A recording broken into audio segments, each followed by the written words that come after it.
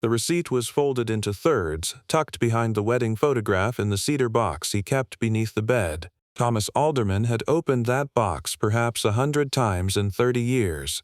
For the photograph itself, for the land deed they had both signed in the Willamette Valley, for the letter from his brother in Ohio that he had never quite found the words to answer. He had never looked behind the photograph. He had no reason to look behind the photograph. He had reason now. Ruth had been gone 6 days, and he was putting her things in order the way she had always put everything in order. Methodically, without complaint, with that particular steadiness she had always carried in her hands even when the rest of her was too tired to stand straight. The receipt was handwritten, in a slanted script that had been careful once and hurried at the edges. The ink had gone brown at the corners, the paper soft as cloth from years of being folded and unfolded and folded again. It was dated July 14, 1858. Fort Bridger, Wyoming Territory. The transaction was plain. 1 gold band, plain design, engraved inside with the initials R.H. and T.A., and the date of their marriage, April 3, 1854. Received in exchange for 1 bottle of laudanum tincture, 1 tin of sulfur powder, and 1 prepared mustard plaster compound. Signed by a man named Elias Calder, described as provisioner and licensed physician of Bridger's Fort. Thomas sat on the edge of the bed with the receipt in both hands. He was 61 years old. His knees ached when the weather changed and his eyesight had been failing him for the better part of a decade. He needed his spectacles to read anything smaller than a wagon sign, but he could read this. He read it twice, and then a third time, and then he sat for a very long while in the quiet of the room they had shared for 28 years without moving at all. She had told him she lost the ring at the Snake River crossing. She had said it with her eyes cast down toward the water, and she had wept.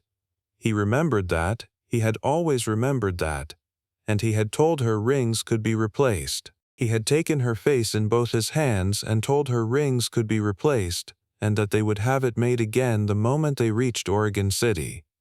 He had felt something give in her, some loosening, and he had thought she was relieved to hear it didn't matter. He understood now that what she felt was something else entirely, something older and heavier and more private than relief. She had cried because she was telling him the truth, just not all of it. To understand what Ruth Alderman did at Fort Bridger in July of 1858, you have to understand where she came from, and what she believed a woman was permitted to carry alone, and what she believed a woman was required to keep quiet about forever. She was born Ruth Hannah Prescott in Wethersfield, Connecticut, the third daughter of a man who ran a dry goods store and a woman who ran everything else.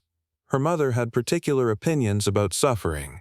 Specifically, she believed that suffering was something you endured quietly, in service of someone else's survival, and that speaking of it afterward was a form of vanity that served no one.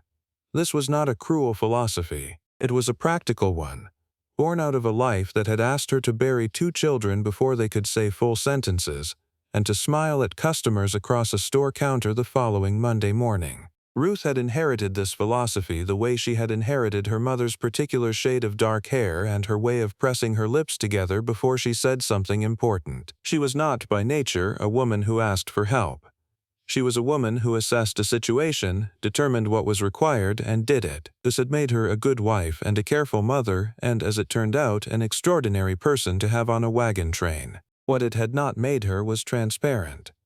Thomas had married a woman he loved completely and understood only in part, and he had spent 34 years believing that the part he understood was the whole. She married Thomas Alderman in the spring of 1854. He was a carpenter from Middletown, steady-handed and quiet in the way that Connecticut men of that era often were, not cold but sparing. He did not often tell her he loved her. He showed her by fixing things before they broke, by leaving wood near the stove before she asked, by the particular way he looked at her across a room when he thought she wasn't watching. She had understood this about him within the first month of their marriage and decided it was enough. It was, in fact, more than enough. It was the kind of love that doesn't require translation. They had 2 children by the time they joined the wagon train at Independence, Missouri in late April of 1858. Nora was 3 years old and already had her mother's habit of pressing her lips together before she said something she'd considered carefully. The boy, James, was 14 months and still uncertain about walking, which made the idea of crossing 2,000 miles on foot seem, to Ruth, both impossible and also beside the point. You did not calculate the possible when your children needed something. You calculated what was required. Thomas had a cousin already settled in the Willamette Valley who had written that the land was everything the letters promised and more. Deep soil, mild winters by Connecticut standards, timber, water, a future with room in it for a family to grow sideways instead of stacking on top of itself the way families did in a town that was already finished becoming what it was going to be. Thomas had read the letter aloud at the kitchen table 3 times over 2 years before Ruth finally said, simply, that if he wanted to go they should go before the children were old enough to be uprooted badly by it. She said it the way her mother would have said it. Practical. As if going were a minor inconvenience she was perfectly willing to accommodate. She did not tell him she had her own reasons. That the sameness of Middletown had begun to press against her like the walls of a room with no windows. That she had spent 3 winters reading everything she could find about the trail, the diaries, the letters, the expedition reports, and had come to a private conclusion that she could walk 2,000 miles if the walking was toward something worth reaching.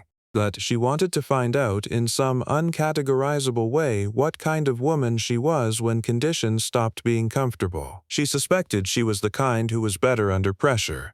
She was right. The wagon train they joined was captained by a man named Burroughs, who had made the crossing twice before and believed in early starts, minimal ceremony, and the discipline of not looking back. There were 14 wagons when they left Independence. By the time they reached Fort Laramie at the end of June, there were 11. The 3 they lost were to cholera, a broken axle on a river crossing that couldn't wait for repair, and one family who simply turned around at the Platte River and nobody quite asked why. You learned not to ask on the trail. Everyone was making their calculation privately. The ones still moving forward had decided the forward direction was worth it. The ones who turned back had decided something else. Both decisions were made by ordinary people doing the best arithmetic available to them. Ruth wrote letters home in the evenings, long ones to her mother in Wethersfield, on whatever scraps of paper she could save. She had no diary, properly speaking. The letters were her diary, written as if she were talking across a kitchen table to the woman who had raised her. She described the Platte River Valley in late May, the wide, flat corridor of grass and cottonwood that went on for so many miles that distance stopped meaning anything.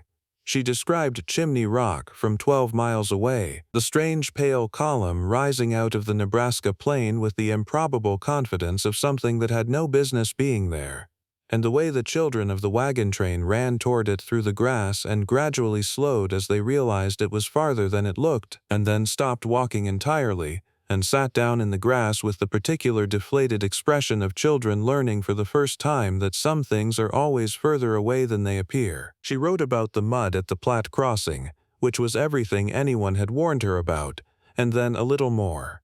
The wagon wheels went into the axle on the south bank. 3 men were needed on each wheel, and even then one wagon had to be emptied entirely before it would move. She had stood in the water to her knees with James on her hip and Nora's hand in her free hand, and the current was cold enough to make her legs go numb within 30 seconds, and she had looked at the far bank, close enough to see clearly, too far to feel certain, and thought, this is what it means to be walking to Oregon, not the idea of it. This exact cold water, and this exact weight in my arms. She did not write about being afraid. Her mother would not have wanted to read that. But she was afraid. Not for herself, or not only for herself, but for James, who had been fussy and warmer than usual since the 2nd week of May and had not been eating as he should. She had been watching him with the calibrated attention of a woman who had already lost 1 pregnancy before James, and knew, in the specific way that mothers know things, that children can be well one afternoon and frighteningly ill by morning. She watched the color of his face in the lamplight each evening. She listened to the sound of his breathing when he slept. She pressed her lips together and said nothing to Thomas because Thomas worried differently than she did. Loudly, helplessly, with a kind of circular energy that generated heat without producing solutions, and she did not want his worry added to her own when she had no solution to offer either. She told herself the boy was teething. She told herself it was the change in water, which was different from what they drank at home and tasted of iron and disturbed everyone's digestion for the first month. She told herself it was the dust, which was everywhere and constant and coated the insides of your nose and the back of your throat by mid-morning no matter what you did. She told herself all the things a mother tells herself on a wagon train in 1858, because the alternative, naming what she feared, would require doing something about it, and in the middle of Wyoming territory in the summer of 1858, there was nothing to do about it yet. The cough started in late June, somewhere between Fort Laramie and the Sweetwater River crossing. It was a small cough at first, the kind you could explain away as dust or dry air, but it settled. It moved from the top of his chest to somewhere deeper, and by the 1st of July it had a sound to it that Ruth recognized without wanting to, a sound like cloth being wrung out, wet and labored and too old for a 14-month-old boy. She started counting his breaths in the night. She wrote nothing about this in the letters home. Fort Bridger sat at the confluence of several small creek beds in the southwestern corner of Wyoming territory, at an elevation somewhere above 6,000 feet, surrounded by mountains that still carried snow on their upper ridges in the middle of summer. It was not a beautiful place in any way that would appear in a painting. The buildings were rough and low and smelled of livestock and old wood and the kind of all-purpose grease that accumulated wherever wagons stopped for long. But for travelers on the Oregon Trail, it was a place of relief so complete it was almost physical. Relief at the roof, relief at food that hadn't come from their own dwindling supplies, relief at the presence of other human beings who were not exhausted in the same ways they were exhausted. And for Ruth, relief at the presence of Elias Calder. She had heard his name at Fort Laramie from a woman whose husband had been treated for a deep cut that had gone infected, and should have been worse than it was. The woman had said, "There is a man at Bridger who keeps medicine and knows what he is doing with it." Ruth had filed this information the way she filed everything useful, quietly, in a place she could retrieve it without appearing to have been looking for it. She went to see him on the morning of July 13th, the second day of their stop, while Thomas was helping another man in the party address a cracked wheel hub, and both children were sleeping in the wagon with the sides rolled up to catch whatever air was moving. She went alone. She had not told Thomas she was going. She had not decided precisely what she was going to do. She was going to listen first. She had always believed in listening before deciding. Calder was perhaps 50, with the careful, weathered look of a man who has spent years doing difficult things in conditions that rewarded precision over sentiment. He had trained as a physician in Philadelphia. This she learned later, before some sequence of circumstances she didn't ask about had brought him to a provisioner's post on the Wyoming Trail. He kept his stock of remedies in a back room behind the main counter. Laudanum tincture, quinine sulfate, sulfur compounds, prepared plasters, various other tinctures and powders arranged on shelves with the fastidious order of someone who respected the materials he was working with. He came to the wagon and listened to James through a short brass tube pressed against the boy's back. He asked Ruth several questions, specific, clinical questions that she answered with equal specificity, because she had been watching James for 6 weeks and knew every detail of what there was to know. She told him about the fever pattern, the cough, the appetite, the sound she had noticed in the chest, the color that wasn't quite right in the lips at the end of the day. He listened without interrupting. He looked at the boy's throat, his eyes, the small fingers and toes. Then he told her what he believed it was. An inflammation of the lungs, bacterial in origin, the kind that in a city with proper facilities and proper rest would likely resolve with treatment. On the trail, without treatment, in the continued exposure to dust and cold nights and inadequate rest, the prognosis was considerably less certain. He told her what she needed. He told her what it cost. The number was not small. It was, in fact, nearly everything she had in the small purse she kept in the pocket of her everyday dress, the reserve she had set aside for exactly these kinds of contingencies, which she had calculated at the start of the journey, and which had already been spent down by a dozen smaller emergencies she had also not mentioned to Thomas. The number was almost exactly what remained, and almost was not enough. She did not flinch. She had been raised by a woman who did not flinch at numbers. She said, "What form of payment will you accept?" He said he preferred coin or gold. He would accept barter, tools, livestock, fabric, anything with practical value. He gestured at the shelves around him. A provisioner took what was useful. Ruth looked at her hands. There was nothing on them but the work of 2 months on the trail. The calluses across her palm where the wagon handle had worn the skin, the cracked knuckles, the permanent grime at the cuticles that no amount of creek water could entirely remove. And the ring, the plain gold band, engraved on the inside in letters too small to read without knowing they were there, that Thomas had placed on her finger in a church in Middletown on the 3rd of April, 1854. She looked at it for what felt like a long time and was probably less than 5 seconds. Then she took it off. She did not allow herself to think about it after it was done. This was the greatest skill her mother had ever given her, and she had inherited it completely. The receipt she folded into thirds and placed in the pocket of her second dress, the dress she wore only in settlements, the one she could change back into before Thomas saw her. She would deal with the receipt later. First there was the medicine to administer, and James to watch through the night, and Nora to keep settled and calm, and supper to put together from what they had, and Thomas to sit with in the evening without looking any different than she looked any other evening. Thomas did not notice the ring was gone that first night.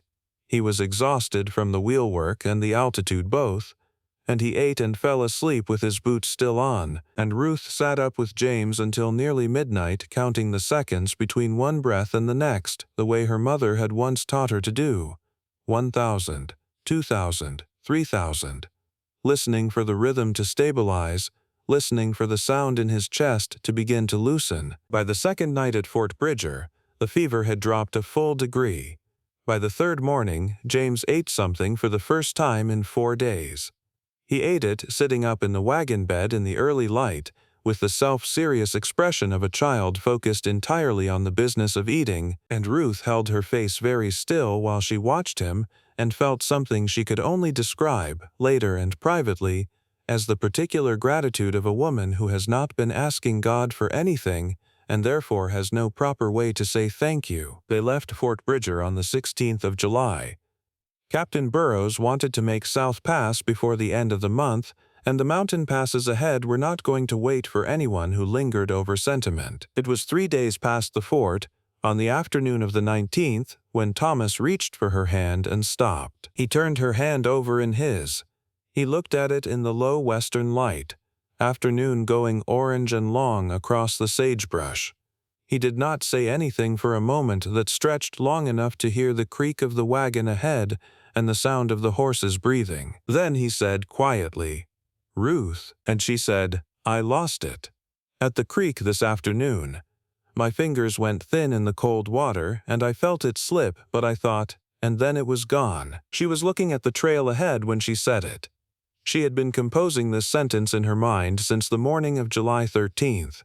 Since the moment she walked out of Calder's back room and into the Wyoming sun, she had had 6 days to prepare. Her voice did not waver. She was her mother's daughter in every particular. Thomas held her hand for a long time without speaking. The wagon moved forward. The light continued west. Then he said, with the quiet, steady love that was the foundation of everything he was, "The ring is a piece of metal. You are not. We will have it made again in Oregon City. Whatever you want it to look like, you choose it this time." And she wept then, because she was telling him the truth, as much of it as she could give him. Her fingers had gone thin in cold water. The ring had slipped. He had just been given the wrong timeline and the wrong creek. She let him hold her face in his hands. She let him believe what he needed to believe. She was very, very tired of being her mother's daughter, and she did it anyway, because James was alive and sleeping in the wagon behind her, and that was the only arithmetic that mattered. The crossing of South Pass was nothing like what travelers imagined. It was a broad, gradual saddle in the mountains, nothing dramatic, nothing like the soaring peaks the name suggested, just a wide opening in the landscape where the trail went up and then came quietly down the other side. But standing at the summit, at 7,000 feet and some fraction, in the thin bright air of late July with all of Wyoming spread behind them and the western slope beginning ahead, Ruth felt something shift in her chest that had nothing to do with the altitude. They were past the divide. Everything from this point ran toward the Pacific. There was no going back now. Not because going back was forbidden, but because it had become finally literally impossible to imagine. There was a morning after the pass, somewhere on the descent toward Soda Springs, when the light came up flat and golden over the sagebrush, and the mountains went blue with distance on all sides, and the whole world felt swept clean by altitude and open air. Ruth was walking. Most of the women walked, to spare the horses, with Nora beside her collecting interesting rocks with the dedicated purpose of a professional geologist, and James asleep in the wagon. Thomas was on the seat, and she came level with the wheel, and they looked at each other without speaking, and she thought, "We are going to make it. We are actually going to do this." James was well. He ate everything given to him and had recently discovered the word no, and was deploying it against every situation with tremendous commitment and enthusiasm. Nora had made a close friend 2 wagons back, a girl named Harriet, and the two of them spent every walking hour presenting their mothers with rocks of extraordinary importance that their mothers were expected to admire and carry. The company had lost 3 people since independence, 1 man to cholera near the Platte, a woman to a lung sickness that came on fast and left no room for anything, and a man thrown from a horse who broke something in his spine and died before they reached Laramie. They had buried all 3 in graves the trail would cover over within a season. Everyone still moving forward was still alive. This was not a small thing. On the Oregon Trail in 1858, it was nearly everything, but the Blue Mountains were ahead. And the Blues were not gentle. They entered the range in late August, climbing into dense pines that closed the sky down to a strip of blue overhead and turned the light green and strange. The trail narrowed to barely the width of a wagon in places, with the ground falling away sharply on one side, and rock pressing in on the other, and the horses straining on grades that had no legitimate business being part of a road built for wheeled vehicles. The air smelled of pine resin and cold rock and something else, something mineral, like the inside of a well. On the second night in the mountains it rained. A hard, cold rain that came in sideways and soaked through canvas and wool and everything underneath. Ruth sat in the wagon with both children pressed against her and listened to Thomas and 2 other men working in the dark to keep a rear wheel from sliding off the edge of a cut bank where the road had gone soft and moved. And she thought about Fort Bridger and Elias Calder and the receipt folded into thirds in the pocket of her second dress. She had transferred it to the cedar box 2 weeks after the Snake River. Tucked it behind the photograph. She had not looked at it since. She thought about it now the way you think about a decision you have already made and cannot unmake, and would not unmake if you could. Not with regret, with a kind of settled factual clarity. James was breathing evenly against her shoulder in the dark and the rain. The arithmetic had worked. The variable she had traded had produced the result it needed to produce.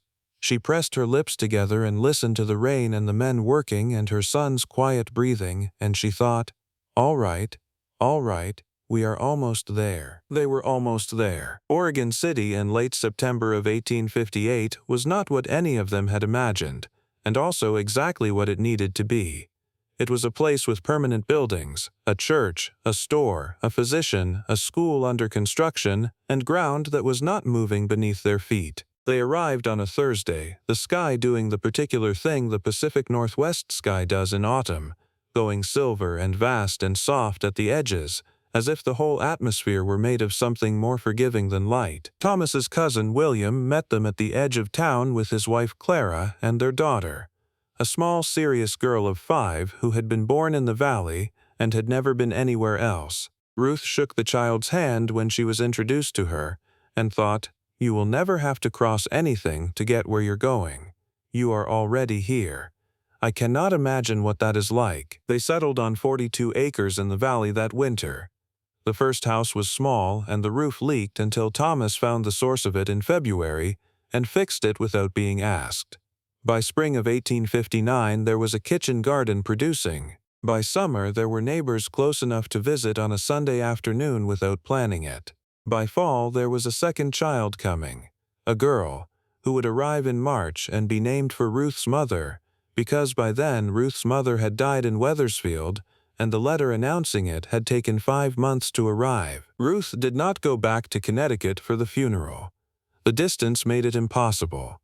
She sat in the kitchen of the new house with the letter in her lap and thought about her mother at the store counter on the Monday after she buried her second child, and she thought about herself on the morning of July 13th, and she understood, for the first time and completely, that she had not merely inherited a philosophy, she had inherited a lineage, a whole way of being a woman in the world that went back further than her mother and would go forward further than herself if she wasn't careful. She was careful. She tried to be. She did not always succeed. She taught Nora to press her lips together before she said something difficult. She did not teach her to press them together and then say nothing at all. This seemed like the right adjustment to make, even if she couldn't always make it herself. Thomas had the ring made in the spring of 1860 by a goldsmith in Oregon City who did good work. A plain band, because that was what she had wanted the first time, and he still knew what she wanted even when she didn't say it. He put it on her finger at the kitchen table on a Sunday morning with no ceremony, just the two of them and the morning light coming through the window, and she looked at it on her hand and felt the full weight of what she had not told him, not for the first time and not for the last, but more acutely than usual. She meant to tell him. She meant to tell him many times. There were 100 evenings in 30 years that arranged themselves into the right configuration, the right quiet, the right warmth between them, the right moment when he was looking at her the way he sometimes looked at her across a room, and each time she found that the telling required something she didn't have language for yet. Not the facts. The facts were simple. What she didn't have language for was how to explain why she hadn't told him at the time, and in explaining that she would have to explain what she believed about her own suffering and its proper place in the conversation between two people who loved each other, and she was not sure she had that conversation in her. She was not sure the cedar box was the wrong place for the receipt. She left it there. She wore the second ring for 28 years. Sometimes in the evenings, turning it on her finger in certain light, she thought about the first one and about the boy who had slept against her shoulder in the rain in the Blue Mountains while she listened to him breathe and thought, all right, we are almost there. James was 31 now and had 2 children of his own and the same stubborn attachment to the word no that he'd discovered at 14 months. He lived 7 miles from the Valley House and came on Sundays when the weather permitted. He did not know what his life had cost. She had never seen a reason to tell him.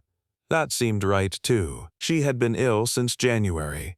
A quieter sickness than James's had been, longer and more patient, the kind that does not come on fast because it has no need to hurry. She had kept it from Thomas for 2 months, which was longer than she could have kept it from her mother, but not as long as she would have liked. He had found her before dawn on a February morning, sitting at the kitchen table with both palms pressed flat on the wood and her eyes closed, and he had come to her the way he always came to her, quietly, without asking what to do, because he already knew. He had simply put his hands over hers on the table and stood there until she was ready. She had let him, because she was tired, finally, of holding everything herself, and because she was 60 years old and she recognized, at 60, certain debts you can only repay by allowing someone to be present. She died on a Wednesday in early March.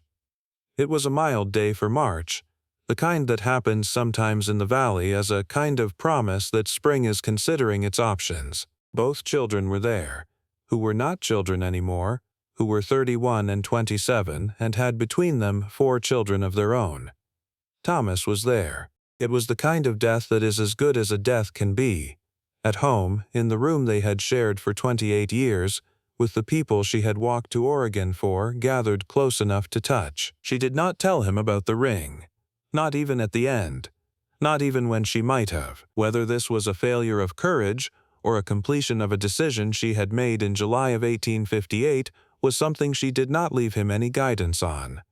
That was the one thing she had not calculated, what he would make of it after. Whether she owed him the full truth of it, or whether the truth of it was already visible in every meal she had made, and every night she had sat up, and every mile she had walked. She left him the cedar box. She left him everything she had. Thomas Alderman sat on the edge of the bed for a long time after he read the receipt. Long enough for the light to move from one wall to the other, crossing the floor in the slow, deliberate way afternoon light crosses a quiet room when there is no one to watch it. He thought about her face at the Snake River. He could see it still, the way she had looked at the water instead of him, the particular cast of her eyes downward, the way she had cried with a quality of exhaustion in it that he had mistaken for grief. He had thought she was grieving the ring. He had taken her face in his hands and told her the ring didn't matter. He had not understood what it cost her to let him believe that. He was beginning to understand it now. She had been trying to spare him. That was who she had been, always. Since the first morning she assessed a situation and determined what was required and did it without making a production of having done it. She had stood in that provisioner's back room in Wyoming territory and looked at her hands and made a calculation about what was necessary. And the calculation had included not telling him then and not telling him ever, because telling him would have required him to carry it too, and she had decided. Had she decided, or had she simply done what her mother would have done, what her mother's mother would have done, what a whole lineage of women who loved quietly had done before her? She had decided that his not carrying it was part of what she was giving him. He wasn't sure whether to be grateful or to grieve. He looked at the receipt for a long time. Then he folded it back along its original creases. You could see them clearly, the paper worn thin at each fold line, softened by years of being handled and replaced and handled again, more times than he would ever be able to count. He tucked it back behind the photograph in the cedar box. The photograph showed her at 23, taken the month before they left Missouri. She was wearing the green dress her mother had given her fabric for, and she was looking directly at the lens with an expression he had spent 34 years trying to fully read. It was not happiness exactly, and it was not determination exactly. It was something more specific than either. It was the expression of a woman who has already made up her mind about something and is not going to explain herself. He had loved her for 34 years without knowing everything about her. He sat with that for a while, turning it over the way you turn over something you found in a field. Uncertain of its age, uncertain of its weight, uncertain of what it means that it was here all along and you never looked. He decided it was not a loss. It seemed, in the particular quiet of that March afternoon, more like the discovery that the house you've lived in your whole life has a room you never opened. The room was always there. It was always part of the house. You did not need to go into it to have lived fully within the walls. He put the cedar box back under the bed. He straightened the quilt over the place where she had slept. He went downstairs because the children were coming that afternoon, the ones who were not children anymore, and Ruth would have had the kettle on. He put the kettle on. He stood at the stove with his hand on the handle and looked out the kitchen window at the valley, at the mountains going blue in the distance, at the particular silver light of a mild March afternoon in Oregon, and he stayed there for a while, very still, before anything else needed to happen. That was all. That was everything. The kettle began to speak.